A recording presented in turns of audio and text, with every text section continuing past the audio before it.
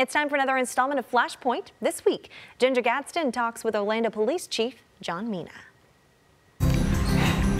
Good morning, everyone. I'm Ginger Gadsden. In less than a year, Orlando has been hit with tragedy multiple times. But after all the loss and tragedy, the city continues to move forward, and perhaps no local leader has experienced it all quite like Orlando Police Chief John Mina. He is kind enough to join us this Sunday morning for Flashpoint. Chief Mina, thank you so much for being here. We know that you are incredibly busy, and the department is in the middle of doing a lot of things for this community. My first question to you, and it may sound trite, but we honestly just want to know how you and the department are doing. Well, good morning, and thank you for asking. And you know, we're doing good. We have great men and women at the Orlando Police Department, and I'm so very, very proud to lead such a great and professional organization. And they're resilient. You know, we have been through a lot, as you know, this year, but through it all, the men and women at OPD continue to shine, and I'm very, very proud of them. Yeah, what do you do to help them continue to shine and to do the job they have to do, even in the midst of really tough circumstances? Right, just what all good leaders do, support, you know, the people who make them look good. I mean, you know, there's just so many things that we have been through this year, tough times, and just to give them the support and the recognition. But beyond just me, we've received so much support and gratitude from this community. It's really been overwhelming, and we're very grateful for that. How important is it that the community reach out to you guys and let you know, we know it's a tough job and sometimes we don't always agree, but we appreciate you being here? How important is that, hearing that from the community? It's extremely important. As you know, over the last 3 years, as a nation, there has been some distrust towards law enforcement by some groups, and sometimes out of tragedy comes a lot of good.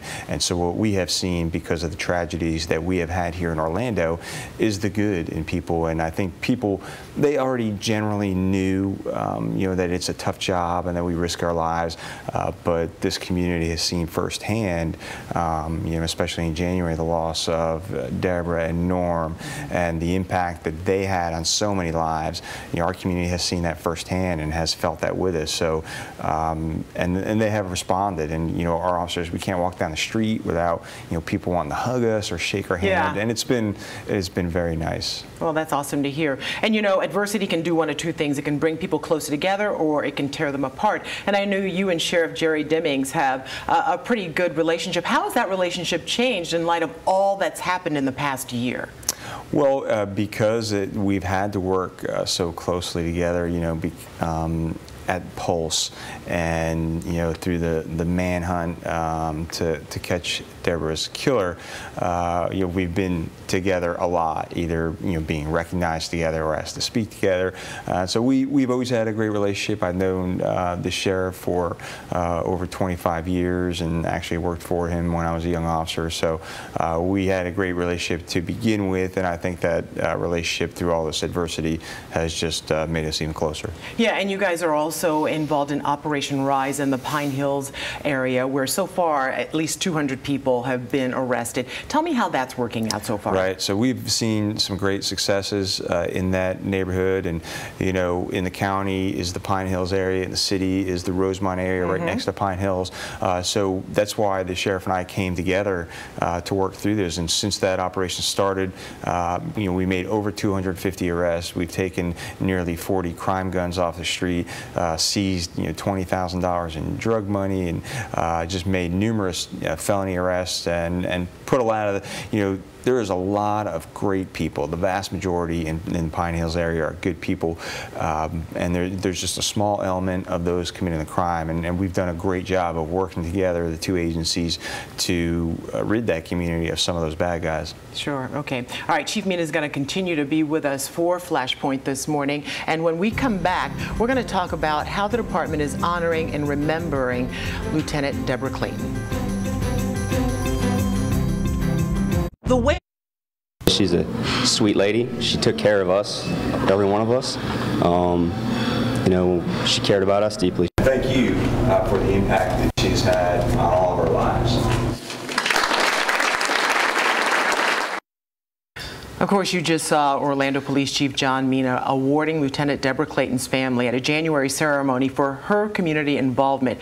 He joins us now for Flashpoint this morning, and we're so happy that you could make the time to be here and talk about Lieutenant Clayton, because she was someone who was very loved in this community. And you could tell that she loved what she did. She didn't just wear the badge and the uniform because it, was a job. She lived what she was talking about. She did. She really had a calling for community service, for mentoring. I just the other day heard a story that I hadn't heard before about Deborah, where she had mentored a young person. This young person was struggling with their math homework, and Deborah said, "No, you can do better. I want to see that homework every day." And reviewed her tests and saw that she was doing better. And that's just probably one of 1,000 stories out there about Deborah. We're so very proud of her work here in the Orlando community. Yeah, I know. It's such a shame, though, because we hear these wonderful stories after a tragedy like this has happened. We in our jobs have to do a better job of getting those stories out while they're alive and celebrate them while they can hear us saying nice things about them. But that being said, how is the department moving forward and keeping her memory and honoring her memory? Well, law enforcement has a great tradition of remembering our heroes, and that's going to be no different in this case. Obviously, she will be memorialized forever at the Law Enforcement Memorial in Washington, D.C. The same thing will go for the Law Enforcement Memorial in Tallahassee, and here in Orange County, where her name will be among those law enforcement officers that we have lost in those areas. And so beyond that, we are going to do a year-long or an anniversary march. So every year on the anniversary of her death, we're going to do a fight against crime, stop the violence type of march, specifically in Deborah Clayton's honor. Oh my goodness. Okay, so that's pretty cool, and I'm sure people in the community will want to know how they can get involved, and that information will come out moving forward, I'm sure. And let's talk about what was definitely a very tough time in this community when you're talking about Lieutenant Clayton losing her life and the manhunt for Markeith Lloyd. Tell us how you and the department were able to just maintain such focus and make sure that you did the job that needed to get done without letting the emotions get involved.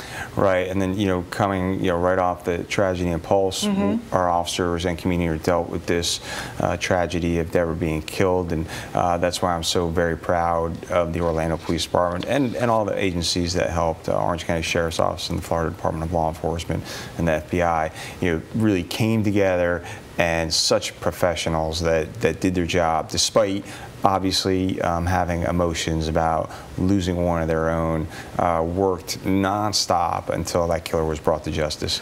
Yeah, but you have to treat it like any other crime, but it really wasn't. Right. So anytime a law enforcement officer is killed, that's one of the worst things that can happen to a community, because if our law enforcement officers aren't safe, if our law enforcement officers are being targeted, how can we keep the community safe from these criminals? So for us, it was extremely important to get her killer put in handcuffs and behind bars as quickly as possible to make the community feel safe. Talk a little bit about where we are right now in 2017. There have already been a lot of crimes, and a lot of them against police officers. What are you and the department doing to make sure that, you get to go home every night? Right. Well, the good news is that crime in Orlando is down. However, in the Central Florida area, we have had some incidents where officers have been targeted, have been shot at, and we do it through training and equipment.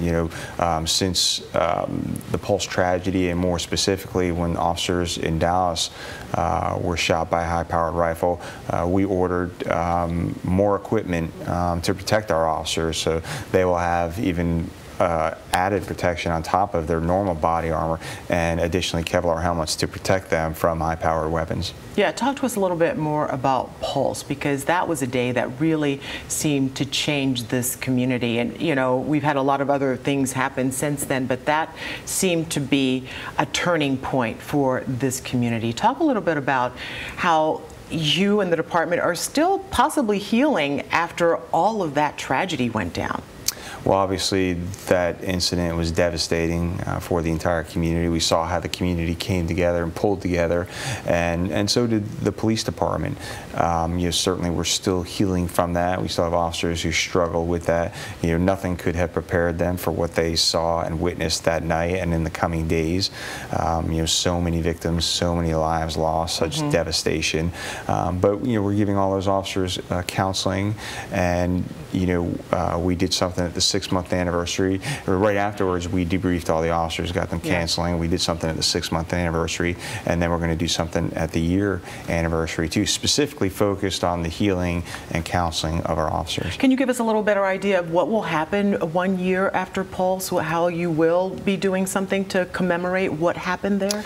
Right, there'll be a number of things that happen. As far as the Orlando Police Department, we're going to do a ceremony to award those officers that acted heroically and courageously that night and in the days afterwards, how they dealt with the community. And then as we get closer to the anniversary, there are many events throughout the city, even at the Pulse location. There'll be a large event at Lake Eola, will be the main gathering point on June 12th at night, much like we did a couple days after the Pulse tragedy, where people will be able to memorialize and remember and commemorate the lives lost. Yeah, and tell us a little bit about the tone that will be set, because people say, okay, we need to move on. This is something tragic that happened. We need to start healing and move on and not remember how bad it was. But what is the tone that you and the department will set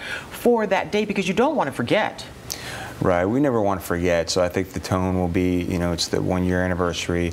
Let us never forget the victims, number one, the victims' families, all that they went through.